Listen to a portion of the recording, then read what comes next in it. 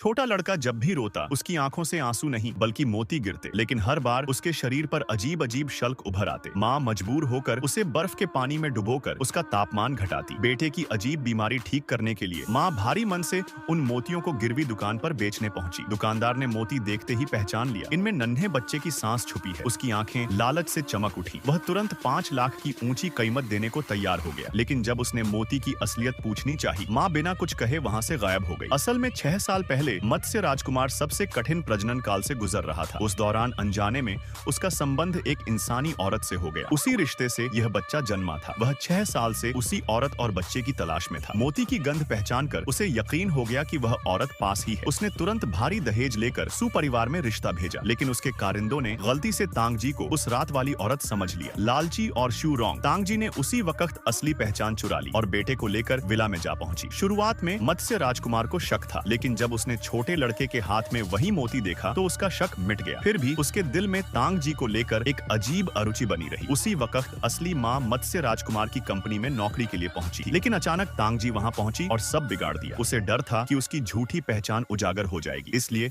उसने तुरंत सुरक्षा गार्ड बुलाए और माँ बेटे को जबरदस्ती बाहर निकाल दिया। बच्चा रो पड़ा और जमीन पर एक छोटा मोती गिर पड़ा। माँ ने जल्दी से उसे छुपा लिया ताकि राज बाहर न आ सके। मत्स्य राजकुमार भी उस पल पहचान न सका कि यही उसका असली बच्चा है। गुस्से में माँ ने तांगजी को 2 जोरदार थप्पड़ जड़े। तांगजी का बेटा दौड़ा और औरत को धक्का देने आया, पर मत्स्य राजकुमार ने ही उसे पकड़ लिया। माँ ने सोचा, यह आदमी तांगजी जैसी औरत पर मोहित है तो उसकी पसंद कितनी गलत है। वह बेटे का हाथ पकड़कर वहां से चली गई, लेकिन जाते जाते एक छोटा मोती वहीं छूट गया। मत्स्य राजकुमार ने उसे उठाकर अपने सहायक को जांच का आदेश दिया। तांगजी डर गई कि कहीं सच्चाई न खुल जाए। उसने अपने पिता को फोन करके असली माँ को रास्ते से हटाने का आदेश दिया। उधर माँ को अगवा करके गाड़ी की डिक्की में डाल दिया गया। होश में आते ही वह संघर्ष कर बाहर निकली और लड़खड़ाते हुए भाग निकली, पर शिकारी अब भी उसका पीछा कर रहे थे। इसी बीच मत्स्य राजकुमार का दिल धड़क उठा। सहायक ने उसे चेताया कि शायद घर वाली नकली है, लेकिन सच अब भी पर्दे में छुपा था। बच्चे की हालत बिगड़ रही थी, वह दर्द से तड़प रहा था। माँ उसे बचाने के लिए जान लगा रही थी, पर दुश्मनों का घेरा और तंग होता जा रहा था। हर ओर साजिश, हर ओर मौत का खतरा और सच्चाई सामने आने ही वाली थी। तभी अचानक दरवाजा खुला और सबके होश उड़ गए। आगे क्या होगा? क्या मत्स्य राजकुमार असली माँ और बेटे को पहचान पाएगा, या फिर तांगजी की चालें उन्हें और गहरे अंधेरे में धकेल देंगी?